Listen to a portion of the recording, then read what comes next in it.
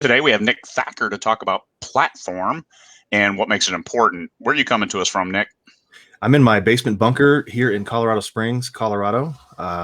For now, we literally got under contract to the house yesterday, so we are selling and we'll be gone.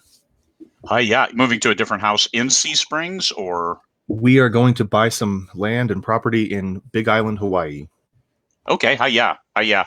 That's we've spent a lot of time on the Big Island. It is the right speed. Yeah, Waikoloa is where we go up. We like the Kona side.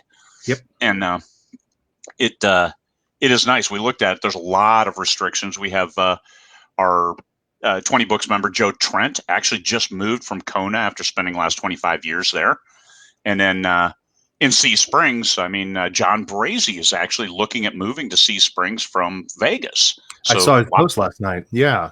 Well, it's funny because he's looking at San Antonio or Colorado Springs. I grew up in San Antonio, and I live in Colorado Springs now. I've been here for about 10 years. So, yeah. Being retired military, there's benefits to both towns because you've got access up at Sea Springs. You've got access to Pete Field. And in San Antonio, you have significant access to military facilities. It's a very pro-military town. Both, absolutely. I had the great misfortune of going to the Air Force Academy, so I spent an uncomfortable amount of time in Sea Springs, but I could see Pikes Peak from my window. And I didn't realize you did Air Force Academy. That's awesome. No, I got a clue, and I went Marine Corps.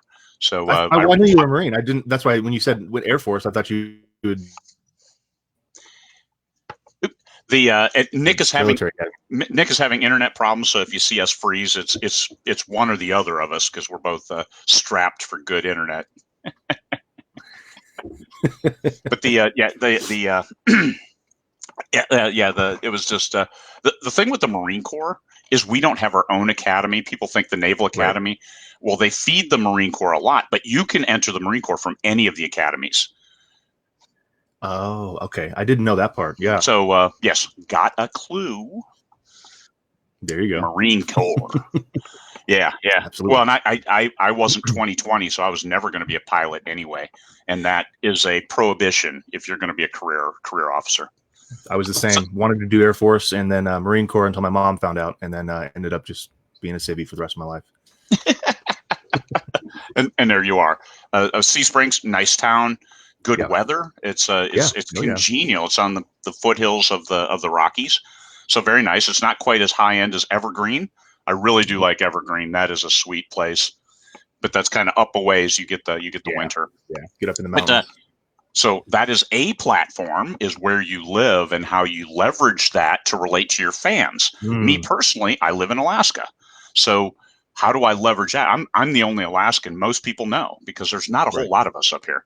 But that's Nick has like a one-pager overview he gave at Superstars, a recurring participant for Kevin J. Anderson's Superstars, and hit us with that. Tell us what this is about. Yeah, well, so I wrote a book called the Indie Author Mastery Guide. Number 1 is called Platform Mastery, and this was a repurposed book that I was just going to shore up a little bit and relaunch.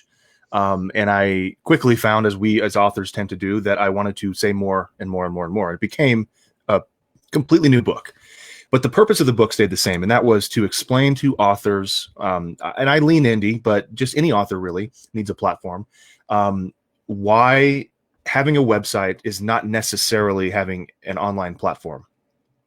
And so I talk about the difference between those two things and why you need as an author to start looking at your website as a platform and start to use it as if it's your online platform, your home base is what I call it. And so I wrote this talk to give at Superstars, and it is based on levels that I totally made up. They're arbitrary. I found 8 of them. You can find as many as you want, but the point is to start getting in the mindset of how to get to another level as an author. And of course that involves things like recognizing what level you're on and deciding you want to go to another level. You may be happy at level 6 for the rest of your life. That's a decision you can make. But the point of all this was to say, hey, look, authors, there's this guy named Craig Martelle and this guy named Michael Anderle, and they're kind of known for writing as many books as you can possibly write in one year and doing more and more and more. And that's inspiring and that's great. But if you're like me, there's a ceiling to how many books you can write in a year. And that's different for everyone. My goal with this talk was to explain to everyone, that's one strategy you can use, but there is something you can do right now with the books that you have and the level of quality you're able to write that can get you to the next level. So again, I'm not dismissing writing more books faster. If you're able to do that, I think that's the best strategy to use. I'm not dismissing being able to write better books. I think we should always get better all the time. But taking those two major, strategies aside, there's something else you can do to get to the next level. And that's what this talk was all about, was how to recognize what level you're on and how to get to the next one. So as I mentioned, I've got what I call 8 levels. Now, there could be 9 for you, there could be 4 for you, but real quick, I'll just go through kind of a 1 sentence, or probably more than that, as I tend to talk more. A description of each level, giving them, level 1, level 2 names. And then as we go, drop a question, and I can see the questions over here from you guys. If there's something you want me to explain about it. Before I do that, I did get a question here from Dean. Do you use dictation? I do use dictation. I'm sort of a 50-50 right now. I'm feeling my hands start to go a little bit arthritic, and I want to make sure I'm kind of staying on top of that. So I do use Dragon Dictate. I've got a really good microphone here that tends to work pretty well, and I'm on a Mac, so I use the latest Scrivener, and I also have, kind of like what Craig's wearing right now, a Bluetooth headset that is a noise canceling microphone. I can't remember the brand, but when I go on a road trip or something, I'll dictate 20,000 words down there and back and stuff, and it works really well. So without further ado, I'm going to jump into these levels. That's right, Craig. Did you want to jump in and say anything before that? And one thing, Michael Anderley and I, we used to write a lot of books very quickly. And that was only because that's the only thing we were doing. And the premise for 20 books to 50K is write as quickly as you can the very best books you can. So I want to dispel any 100%. Kind of rumor that Craig Martelle said write as many books as you can, because that's bullshit. And we keep getting tagged with that. And that's not a platform or a brand that we have. So I may write a lot of books, which is completely different. We tell people, write what you are capable of writing, but it has to be the best you are capable of writing. If that's 1 book a year because you wrote it in 3 months, but oh God, I can't believe plot doesn't resonate. Then you go back through it and you make it better and better. And you do what you have to do to write the very best book you can as quickly as you can, because Absolutely. Writing a book and then sitting idle for 6 months, enjoying life and living off the revenue, that doesn't work for, let's say, 99.999999% of authors.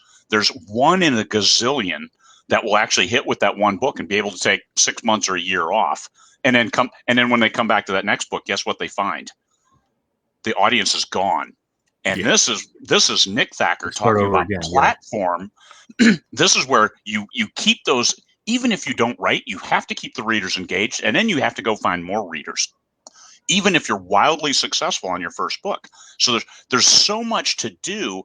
Now, the benefit of being able to release quickly is that you keep the readers on board, you keep the readers engaged, and through continuous publishing, and that you're focusing on those books, and you're able to carry on those conversations with your readers through a blog, a newsletter, social media. And so as a platform, that is your pipeline from your brain, where you're thinking of stories, to your readers who love reading your stories. And that's whether you do it through advertising, marketing, you bring them all on board. But how that engagement and how readers see you, this is one of the things that I tell people, under promise and over deliver. So if you're capable of writing 3 books a year, you promise 2. And then you surprise them with, hey, I'm able to get a book every 4 months instead of every 6. And look at this extra added, and you generate that interest and excitement. And then you build whether 1 book every 2 years, because look at Jenna Marecki. She's my new favorite target. She's written her third book publishes in September, and she's been at this for 5 years, and she makes full-time income, and she's published 2 books. But her level of engagement through YouTube, she has 200,000 YouTube followers. So this is talk about platform. She has nailed that. So yeah, we'll get into some of that too in a minute. I do want to say, just to make sure that Craig, no one's thinking that Craig's calling me out or I was calling him out. As soon as Craig froze, I started singing your praises as usual. So no, nice I think you did miss the second half of that, which is, of course, this quality is just, that's par for the course. You got to write a good book. Yeah. It doesn't matter how long it takes. It's got to be good. Yeah. And we're not, my point is, we're just not talking about good today. We're assuming that we all know what that means. I'm not teaching craft today. That's a major part of what we do. But there's going to be a limit for Craig, because you're just this cyborg that doesn't sleep, and it's amazing, and we're all inspired by it. I have little kids. I have to sleep. My theory is that I need 25 hours of sleep a day in order to feel rested. The point is, I can only write really for about 3 or 4 hours a day before I'm pretty much spent with that. And I don't write particularly fast unless I'm dictating, in which case I add a bunch of errors in anyway. The point is, I reach my ceiling of about one new full-length book about every month and a half to 2 months. And then, throw in some co-written stuff, and I can write a little faster, but all said and done, I'm about 6 books a year, which is fast for me, but I'm not able to do much more than that right now in my life. And so I have to look for other ways of getting some of these readers. And that's what Craig's talking about. And that's what I'm talking about here with this platform stuff. Talking the same thing. It's just, we get that hung around our neck so goddamn much. And it's painful to get that impression. Oh, you said just write you're writing just bullshit and putting it out there. I mean, you might as well stream of conscience. Like, fuck no, god damn it. It really irks me no end when people say you're just putting out bullshit. No one in their right mind can write 13 books in a year. And I'll tell you that if you worked 3,500 hours in a year, guess what? And focused on that, you might be able to write 13 books and still have time left over. So it's how much time do you dedicate to writing a book? If you can dictate 20,000 words on a single trip there and back, oh my God. I mean, I need to take more trips is the answer. Away from the kids. Yeah, that's right. Sorry, dear. It's what it is. You want money? Here you go. Yeah. No, you're exactly right. And the other thing, just real quick before I jump into everything, is I have always bought into I'm kind of a marketing, a little bit of a startup kind of background guy. I love businesses and startups and all that. And so I'm in what's called a lean startup, kind of an iterative approach when it comes to publishing. Most of us are without realizing it. But all that means is I don't think anyone believes there's such thing as a perfect book. So we write something, we get it edited so many times that all of a sudden it's perfect. There's no such thing. I get to where I think it's 90 to 95% perfect. And I launch it. Now, I may be wrong by a few percentage points in either direction. I'm fine with that, because indie publishing is iterative at its core, meaning we can iterate. We can write the book. The next day, we can fix some typos and upload a new version. The next day, we can do the same thing. We can change the cover if it's not working. It's all iterative. So the book that you see now that I've written 5 years ago has gone through 10, 15 iterations in some way. And it's pretty dang good now. But the point is, I don't try to wait, or I don't wait until I get to where I think it's, wow, this is just 99% there before I launch it. And some of us, especially early on, when we've got that precious baby that we've birthed into the world and the whole world is going to see it and we're going to win a Nobel for it, we quickly realize, okay, it was good. And the readers are like, all right, what's next? Let's go. And we don't have that next thing. So that's why this stuff is all important. You're feeding the beast, getting more books out. Once you get to the point where you feel like you can write well enough, then it's time to look at what is your platform? What does your online presence look like? And how do you build that out to get new readers? And that's what this talk is all about. Do you want me to jump into some of these levels, Craig? You bet. Go ahead, and I'll be popping in and out as I try to gain my cheap internet. But just keep going, keep delivering the goods, and schooling our people up goodliness. Well, you might be wondering what these levels are all about. Again, just can't say this enough. These are my levels. I made these up. Now, they make sense, and I think they work for a lot of different authors, but everyone's a little bit different. So don't hear these as something you have to fit into my description of this. Take these and define them the way you would as an author for your genre, for your readership, whatever that is. You may be kind of on, already knowing what the first level is. It's pretty obvious. It's just have a book. This is the starting gate, the opening round. The difference between my level 1 and what just having a book would be is that my level 1 involves publishing a book with the intent to sell it. So this is different than just you wrote a memoir and it's on your desk and it's pretty and it's a coffee table book. There's nothing wrong with that at all. But that's not level 1. Level 1 for author success involves knowing you want to sell that book somewhere. It could just be on Amazon, maybe you're wide, maybe just direct from your own website. But the point is you've got that out there and it's for sale, right? And the reason I talk about this as level 1 is all about mindset. It's all about changing that mindset and shifting gears from I wrote a book, it's pretty, my mom read it, to I wrote a book and damn it, I think it's good enough that other people in the world want to read it. And I'm going to go figure out how to do that. And I don't know how, but that's level 1. You've just reached level 1 as an author. Level 2 is just doing that more, essentially. You've got one format written or done or published with this one book. Like maybe you've got an ebook version of it, but now you're starting to go wide. And I don't necessarily mean wide as we say it often, which is wide to all the different stores, Amazon, Kobo, iBooks, whatever, or Apple Books. I don't know what they're calling themselves now. Tells you how much I sell on Apple. It's going wide as far as formats, right? So, you've got an ebook version. Now it's time to look at the paperback version and how to really get that format to work. Or maybe you've got a hardcover version and you want to start getting that uses to sell. Another thing that you can do at level 2, or that I call a level 2 thing, because it's one of these formats, is translations. You start to look at things like BabbleCube to get an inexpensive translation done. There's more to it than that, obviously, because it takes more to just get a good translation through BabbleCube. But the point is, you're now thinking in terms of a publishing company. You're thinking in terms of how do I get this one thing I've done into as many formats as possible and get it out there. Level 3 is what I actually call going wide. So I kind of referenced this in level 2. Level 3 is where you're actually having your ebooks, this one main format that you sell, most likely, available in as many markets as possible, which again is like a good example of this would be starting to look at direct sales on your own website. So, you've maybe got a website that you use to collect readers through a freebie or newsletter, but now you're starting to figure out how to put a Shopify plugin or a WooCommerce if you're using WordPress, or selling on eBay. You're doing these things with, again, the same book, the same content that you've got. You're taking those formats and putting them on your website. Now, you can't sell your ebook if you're exclusive to Amazon. You can't sell your own ebook directly on your website, but you do have those hardcover formats, those paperback formats. Craig's laying down now, it looks like. That's cool. So the point of level 3 is to offer your stuff in these markets outside the markets you're already selling in. And then again, figuring out how to grow those markets. Now, this is just a really quick overview, so we're not going to get into how to do that particular thing with each level, but this should just give you an idea of okay, I see what you're saying here about these different levels. I see how I can get into the mindset for that.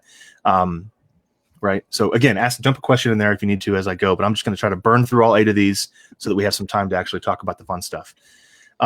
Level 4 is what I call special editions. This is the level of special editions. If you'll notice, every level I'm talking about, I'm not saying, okay, write a bunch more books.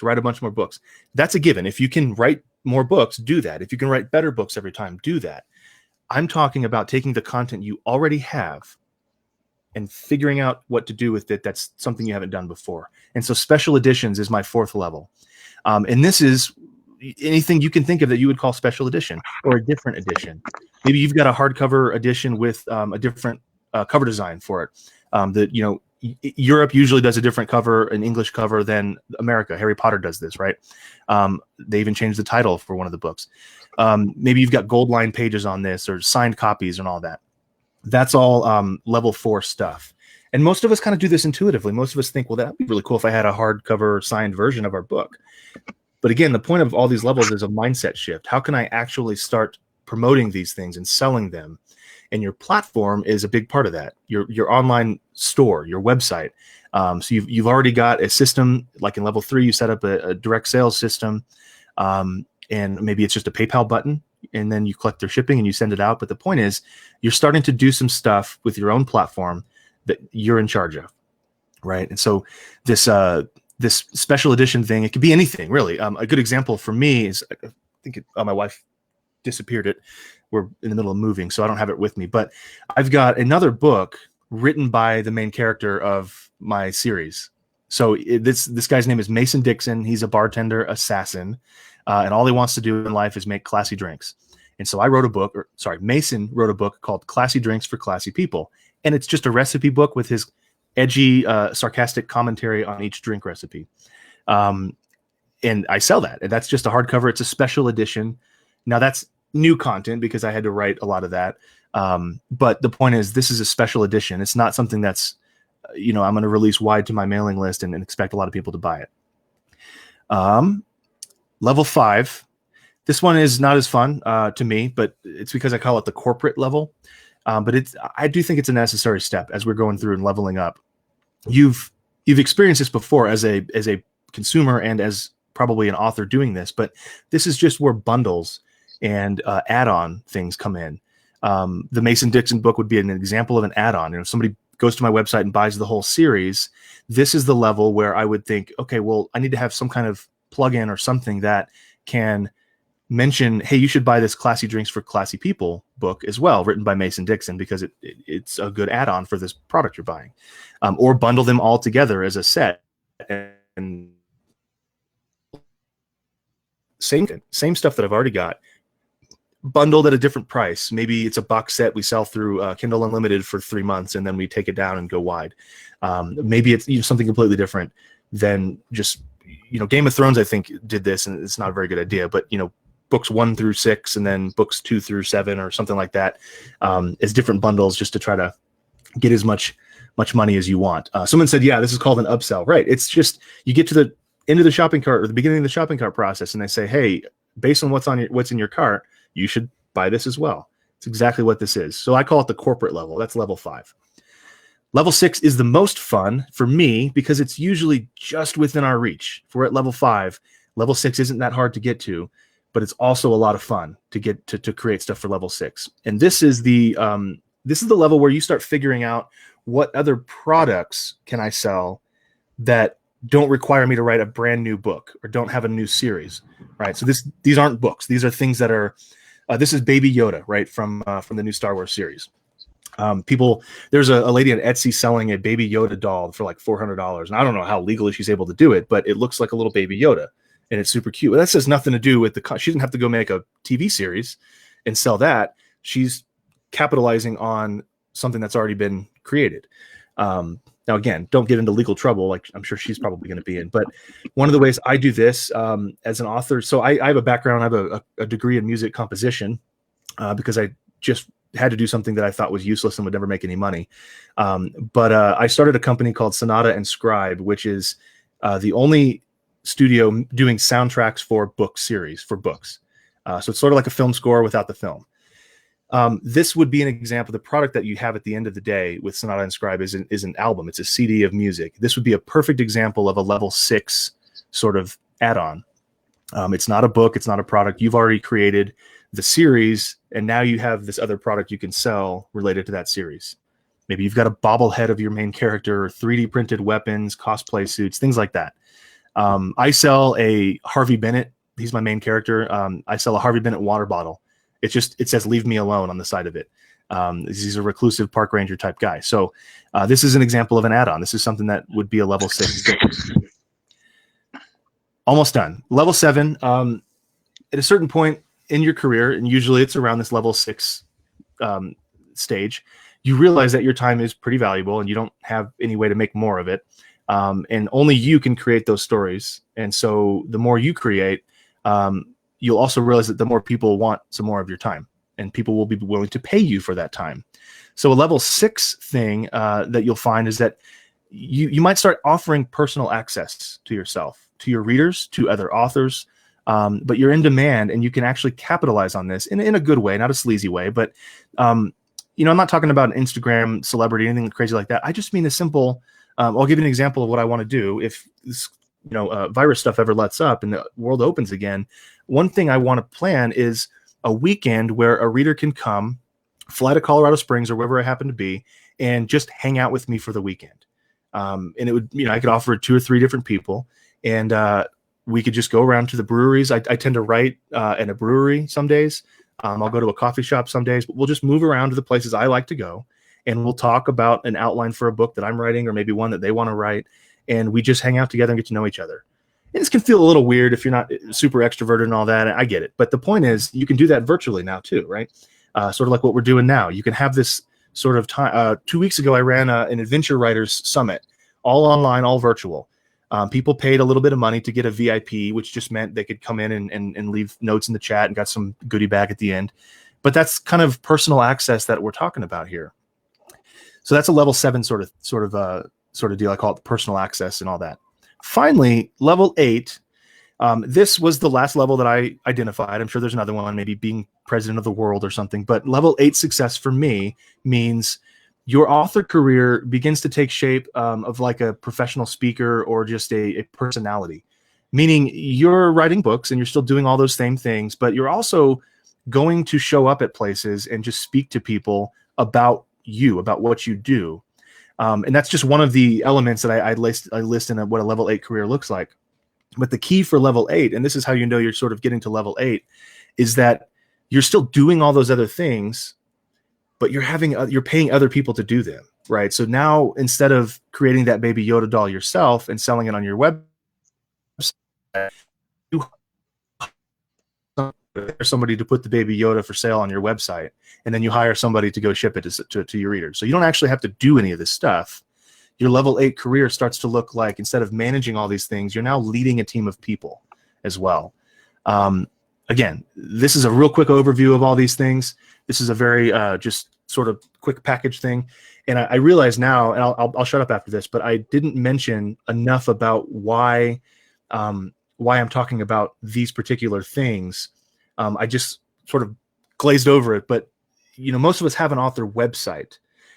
Building a platform involves looking at these different levels and where you are, and then figuring out what you need to do to get to that next level with that platform, right? So this is all it's all a website, essentially. It all happens on your website. But the key is, and this is what I didn't mention, your website is something that you own, or should be something you own. Don't go to Yahoo GeoCities and set up a website. I don't even know if that's still a thing. Your Facebook page, that's great. Use that. That's not your website. That's not your home base. That's not your platform, because you don't own that content. Facebook does. Yeah. That's an example of an outpost. YouTube, 200,000 subscribers. That's brilliant. That's an example of an outpost. She doesn't own that. So at the end of the day, my argument is to say, hey, build that all you want. That's working really well for you. Don't get rid of that, but figure out how to funnel all those people back to your platform, the thing you actually do own, because you control that real estate. Our Amazon sales page, our author page, all that stuff, it's great to have. Those are good outposts, but those aren't the home base.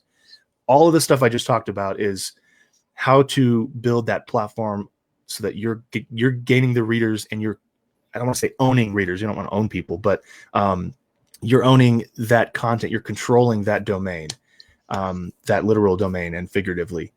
The direct access. Yeah, and that's a good end is that direct access as an author, as a new author.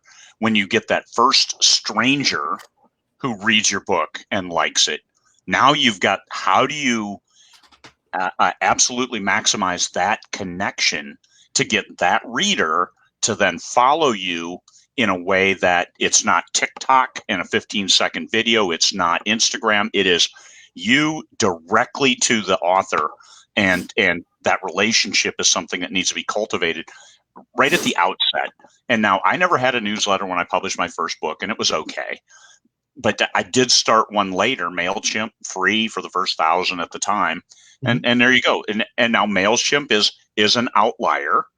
because now if they change their terms or if they go under, guess what? Now my new list, yes, I went over to SendFox. However, I have incorporated into my websites that I have a number now, and I'm having a new one built for me where that list is inherent as a plugin on my website. So I will own my list. I will own my newsletter that I can mail and not be using somebody else's vehicle to get me there. This isn't the Uber of self-publishing. This is you own your own drive.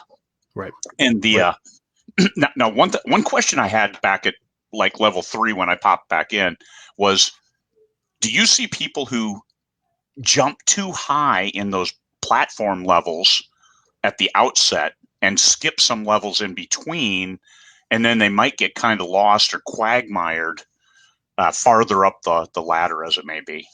Oh, absolutely. I did that. Again, it's worth mentioning again, these are my levels. These are arbitrary. Oh yeah. They don't necessarily have to go in this order. If you're designing a perfect author career and you haven't done anything, this just makes more sense because you're building on what you've already done. Yeah. But I went and did a special edition hardcover for the very first book I ever wrote. Before I don't think even my mom had subscribed to my newsletter at the time. Now I knew I needed one, so I had that built up, but I know. She still thinks I've written like 5 books. It's really cute. That's got like a stack of 20 of them right over here. And she's like, "Oh, I've written more." But I did. I built. Hey, I want to have a special hardcover edition. I want to have one a paperback. But my goal at the time, and this was 2012, was to appear like a real author, because I didn't know what the indie author world was. I didn't know anything about it. I didn't know about Kindle. I mean, I kind of heard of it, but I thought a real author had to have a hardcover book. And I was going to go drop it into Walmart and Barnes & Noble on the shelf and see if anybody, that kind of thing. As I've gone and grown over the years, I've realized that it's just easier in a lot of ways to build on what you've already done with the purpose of going forward in a way that makes sense. So one of the things that I did talk a lot on writing this stuff down, actually taking the time to figure out what's each level for me. What's the level? Do I want to go to the next level? If I know what it is, do I even want to do that? Do I want to be a leader of a team? Do I want to give myself people personal access? And if you do, how do you get there? How long will it take to get there? What are the steps you need to take to get there? It's all doable. It's all feasible, but it may be unrealistic to say I want to get to level 8 in 3 months. 3 years, though, that's possible, right? And so that's a big part of this whole thing, Craig, is just being able to define for yourself as an author what each level looks like and how to get there. And I tell people, learn what you need to know when you need to know it. And some people may 100%. Jump ahead, but you can't you're going to build a new house. You're not going to build the second story first. And that's what some people you need to lay that solid foundation, which is, and this goes back to the initial intro, which was you got to write the best book you're capable of writing, because if your first book is bad, and you're like, oh yeah, just keep reading. My books get better. It's like, well, fuck, nobody's going to keep reading because you've already turned them off. Keep going. Yeah. So this is when you build that platform, and your first book is not going to be as good as later books, I would think, because of the natural human progression of continuous improvement. So that first book may change. Because the first book I ever wrote, I unpublished and I sold to TradPub. So I have 4 books that are in Barnes & Noble because of my traditional publisher, an imprint, Simon & Schuster. It was huge for me. But when I first published, I had already dispensed with, I'm not sending any letters to anybody asking them, would you please publish my book? So screw that. I'll do it myself and I'll be fine. And guess what? I have been fine. And according to your levels, I'm level 8. But I've got a long ways to go because I'm redesigning my website to make it more level 8-ish. It's because it's like I said, incorporating emails. So I own all of it. I own the entire process without having to go through a secondary supplier. I will always use distributors, whether it's Amazon, Kobo, a successor to Amazon, but I still own my content. I haven't made anybody and if you do a licensing agreement, that's great. If you go TradPub, now you no longer own your content. They have licensed it in some cases in perpetuity based on my contract says something like, if they go 2 quarters without a single sale, then I can request rights back to that book. Right. Holy crap, 2 quarters without a single. Why would I ever let a book go 2 quarters without a single sale? Right. And especially me, once you're at that level and you bring in new readers, and that's all the time. It's great. Big victory. People like, oh, I like this. Oh, let me go back. I like Post-Apoc. Hey, you have a couple other series. So I will always have one sale in a quarter. So until, hell freezes over in perpetuity, I no longer own these. And that's the huge advantage of being an indie is if you do sign a contract, if somebody comes knocking at the door and wants to throw money your way to TradPub a book, one of the big four, whoever exists come this fall. Right. And do your damnedest to get a licensing agreement for a limited engagement. And they need at least 2 years because their pipeline is slow. So a 7-year, a 10-year, but don't strap yourself in. And if they try to do in perpetuity, I wouldn't do it. And not now. Some of the new contracts I've seen, and being a lawyer, people share like, hey, is this contract any good? I mean, I don't advise my, so if somebody says, oh, I want to use Craig as an IP lawyer, my retainer is $10,000. Here you go. And $50 a page for anything I produce. And I'm serious about that. If you want to retain me I'm going to fucking charge through the nose because I don't want to do it. You don't want to do it. Exactly. You price yourself out. Yep. So that's how you bid yourself out of doing the work. Absolutely. I'd rather just write a book. But I've seen some of the contracts and I'm like, some of these clauses are alarming and can drop you for any reason and do this. And there's the advance is below minimum wage if you work, so many hours. Sure. So being an indie, understanding these platforms and how you build that house, starting with the foundation. Do you have to drive piles? I mean, there's all things that go into, are you going to build your house on a volcano? Mm-hmm. Try to avoid that part. All right. All right, Nick. They usually, it's when you get to the point where you buy home insurance, they're usually. So that's because you look at some of the biggest selling books. You look at the top 10 books of 2019. Guess what? Half of them are political commentary. Right. Those are houses built on volcanoes. Yes. But they're exploiting that, and they're doing it for the temporary time that volcano does not blow. Right. They're taking advantage, and they build a house, and they make lots of money, and they expand. But then when that volcano blows, look at Riley. He was top of the game, and then all of a sudden it's like, hey, this guy's not a good guy. Right. And then his career tanked, and now he can't get a book out there. Right.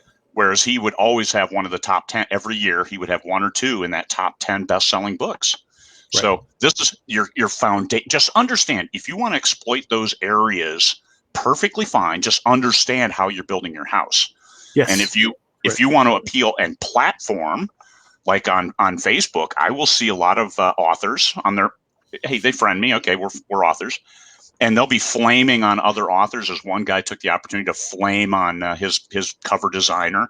It's like, dude, is this the platform you want that you're hard to work with? Now, certain people are taking advantage and actually stealing from authors. Like, hey, I paid for this cover and I never got one. Or I paid for this series of covers and they've ghosted me.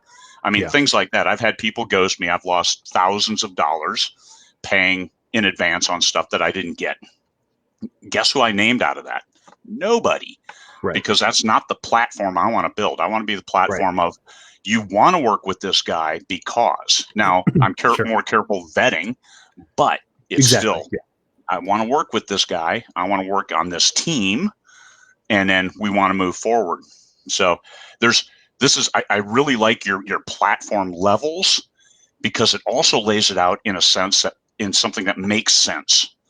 Ebook, so easy. That's pretty much, I wrote the book. Now what do I do? Hey, let's get it out there and get some strangers reading it, and let's see what we want to do before you invest in that cover, the nice wrap.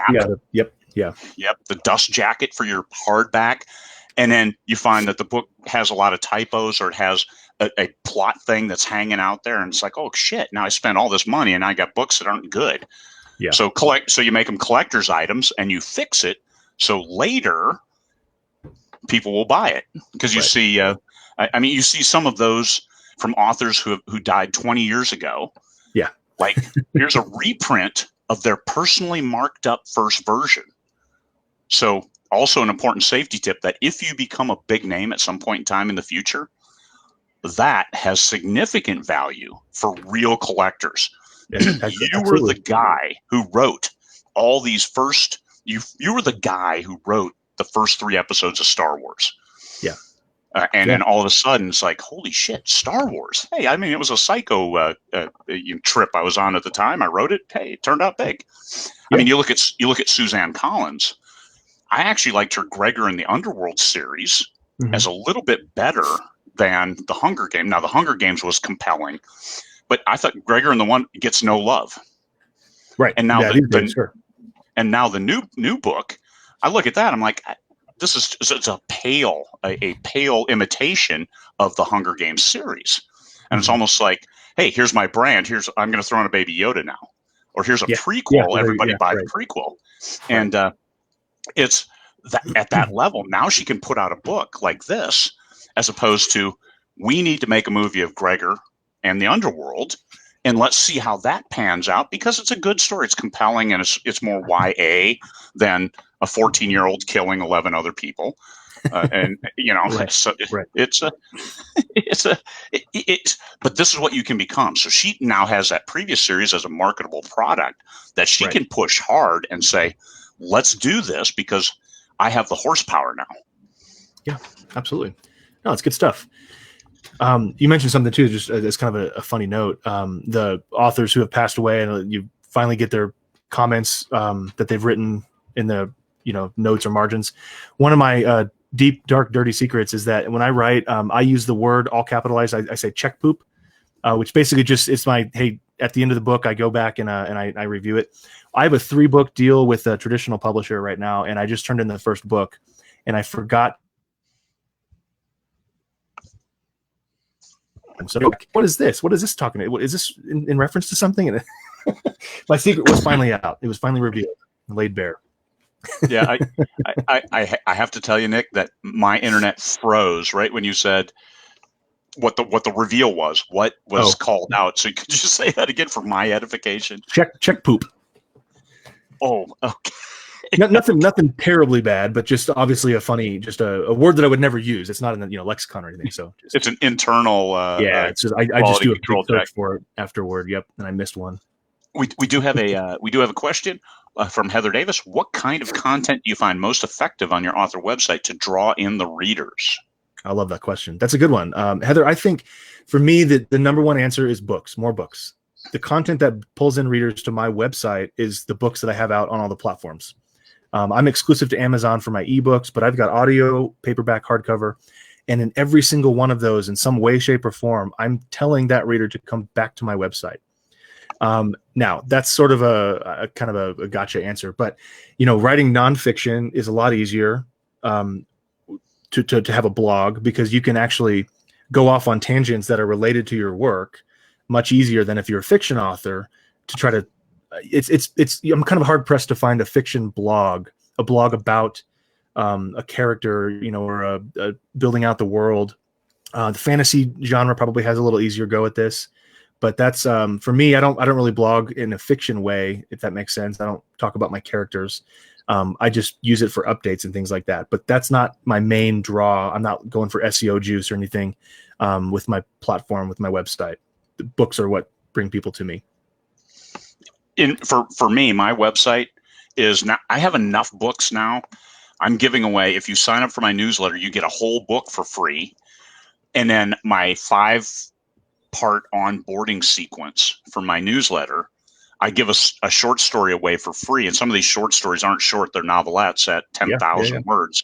And one of the 10,000 word shorts also has an audio that I did that's available for free, because BookFunnel. Yay, BookFunnel. There you go. So an hour and a half, and this one is like an hour and 25 minutes. It was about as much as I could squeeze in for an audio on a damn good story. It's one of the better ones I've written. And that's one thing I try to do with my website is when I say, see if you like my writing, I am giving you the very best samples I can. I didn't do that for like 2 years.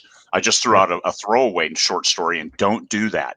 Put the very best sample. So if it's something you wrote before you wrote your whole book, go back and rewrite your short story with what you learned while you wrote your whole book.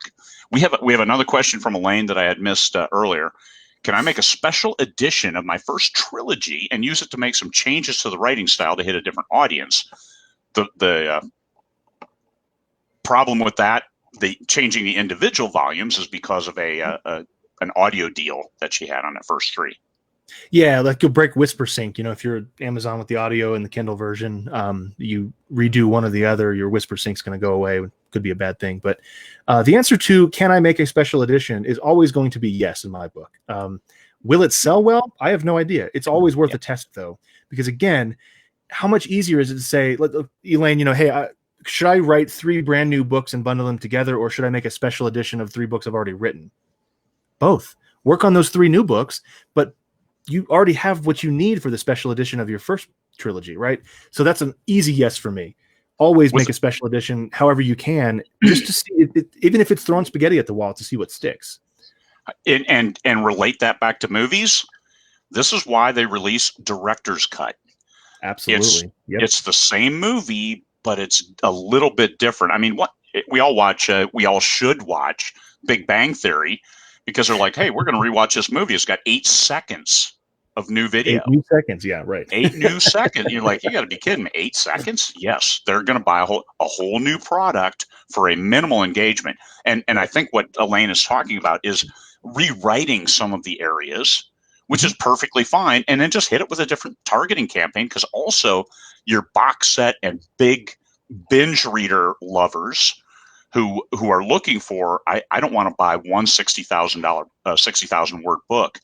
I want to get books that are 180,000 words, or audio that's like 40 hours plus with my 1 credit. And so it is a different audience. There's some overlap, but there's enough difference that if you wrote a different version and just tweaked it, sure. I would do that as well, because it's a lot easier to do a quick rewrite than write a whole new book. Writing a whole new book is a full engagement of your faculties. Definitely. So hang on just a second. How do you produce your print copy paperback books? These days I use Ingram Spark and KDP Print for all mine. So I actually do 2 paperback versions typically, and this goes back to the level 3 stuff where I'm making different versions of the same stuff I've already spent all the time on. If you haven't picked up on it, folks, I actually hate writing. What's the old joke? Like I don't like to write, I like to have written.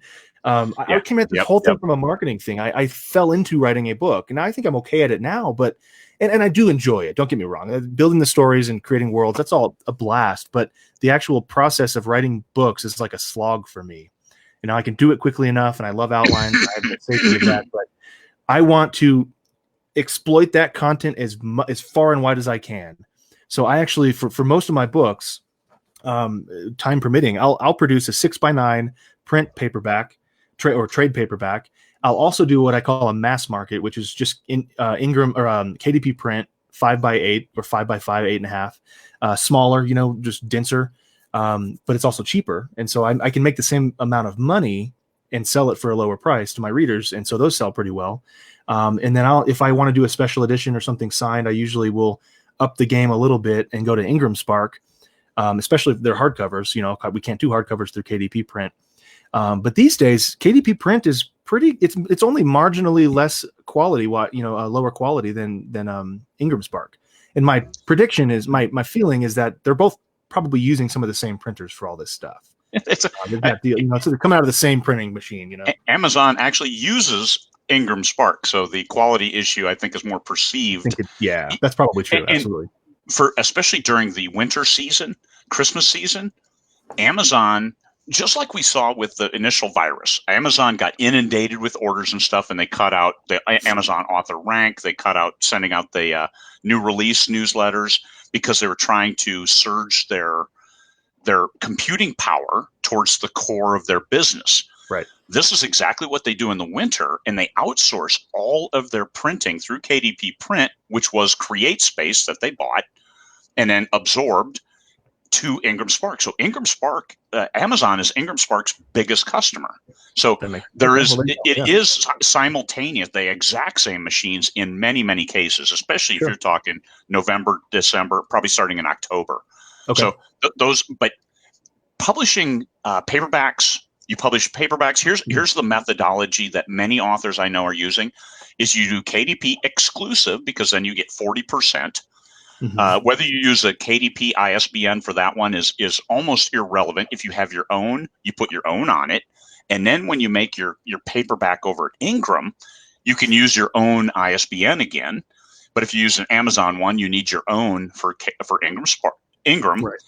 And then you can have another paperback edition, or you can go a hardback edition, or you can go a hardback with a dust jacket, or you can go an oversized, or you can do large print. So you go over to KDP, and then they will get it into libraries, which is the important thing. Because if you go wide distribution from Amazon, now it doesn't get as much loving from Ingram's distribution system.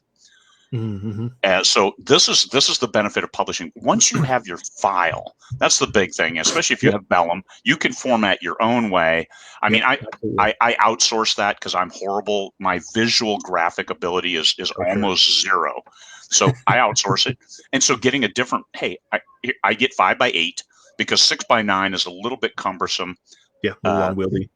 And 5x8 is more trad size. You can't truly get trad size through KDP print, which is smaller, but you can do that through Ingram down to a size where it competes with what you might see on a shelf at the checkout stand at the grocery store.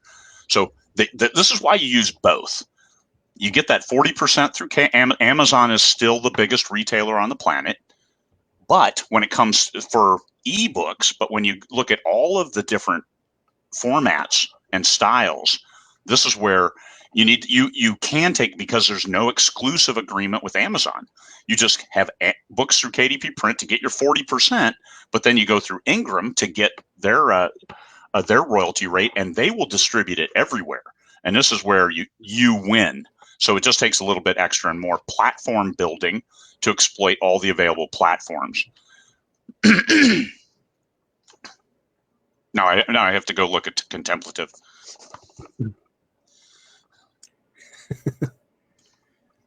Did we cut out there? You still in? No, I think we're back. Okay, awesome. So that's it. Let's see what we got for. Do a couple more questions here, and throw this one up. Another call here in about 6 minutes. Okay. So you have 5 minutes, people. When do you start with hardbacks? You want to read that one? Read it out, or me too? I think we answered that right up front. It's building a platform. Okay, that's right. You did because you wanted mom to have a hardback. I got hardbacks almost right away because I wanted my family. I went through a mom and pop store in Florida and had 5 monster hardbacks of like a complete series. I had all of them, cool. And so 8.5 by he did a fabulous job. It's on glossy paper. It's got full color for each of the covers, and it was a bit spendy at $60 each or something, but it's a collector's item for my family, my son, my dad, my brother. And so that's why I did it. But starting, I would start with paperbacks and make sure you have that platform before you go into what you need to do for hardbacks and stuff. I mean, hardbacks, unless you're planning to go to these cons and sell in person, where people bring money specifically to buy hardcover books, if that's part of your marketing strategy, then print them. But I don't really sell hardcovers very much at all. No, I've sold a couple that I had extra because I had extra ones made. But how do you get your paperbacks in bookstores if you self-publish? The easy answer is you don't. You carry them in, right? Yeah. You can go to Barnes & Noble. Barnes & Noble actually has an application, but you fill out the same application that TradPub does with projected sales and your history of saying, here's how I sold, here's how these sold, here's the marketing plan for this paper. It's a lot of BS, and it's vanity. You're not going to make any money at that. Mark Dawson is setting the future possible potential. He inked a separate exclusive deal for paperbacks to get them into stores with a distributor that's already there, even though he's indie. So he's indie with his ebooks because he controls that. He makes the money off that. But his paperbacks, they're incrementally going into bookstores and airports, which was the big thing that he wanted to see. But it took years of work and also demonstrated sales. When you can say, I've sold 1 million copies of this one book, you have some horsepower. So how do you get your books in bookstores? You can spend an awful lot of effort for zero gain. So if you want that vanity, good luck not going insane trying to get there, because it is a significant hurdle. Like I said, I sold 4 books to Trad. They got me into Barnes and Noble, but I last year, spring of 2019, I think we had something like $3,000 in returns because they shipped out a new shipment. Hey, here's books 1 through 4. And a lot of people bought them. And then all of a sudden I'm looking at my royalty tally and my royalty check of 2 figures. And I'm like, what the hell is this? Returns from the previous quarter. So and Trad will have that return clause, which when you go with Ingram, you can set a 35% discount with no returns. Now, you may not get the sales, but that's indie bookstores you may be able to get into. But once again, that's you marketing. I think it's just a lot of effort, an awful lot of effort. Yep. Let's see. Oh, yeah. And because you were cordial enough to be a guest, and we'll kick you off here in less than a minute. Have you written these levels down somewhere? Nick has. I have written these down somewhere. So this is all part of a book. What I talked about was a talk that I gave at Superstars, but this is all from a book I wrote called Indie Author Mastery is the series, and Platform Mastery is book 1. It's available on Amazon. Go grab it. Send me an email. Let me know. Whatever. However, we didn't talk about any of this today, but there's a book 2 that is all about getting a BookBub featured deal. And Craig and I have gone over and over with this, and they don't like Craig. They love me. That's all part of the game. But I've had a BookBub feature deal every 2 months for the past 3 and a half years. I just got approved a couple days ago for one May 31st. So the system that I've got still works now. You sandy little butthole. Both of these books, because I wanted to write about BookBub, and I ended up having to redo the first one and realized it was its own book. So that's how Platform Mastery came to be. So Platform Mastery by Nick Thacker. That's it. All right. Hey, thank you very much for being on the show. Really appreciate it. Good luck with your big move, man. Thank you. Thanks for having me. When will you be on the Big Island?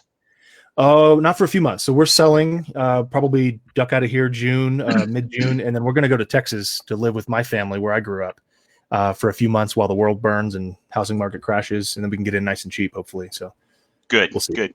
Good luck with the big move. Thank you very much for coming on the show, and thanks for sharing your knowledge and experience. We're going to kill this now, and you can get on your other call. Thanks a lot, Nick. Thanks, Craig.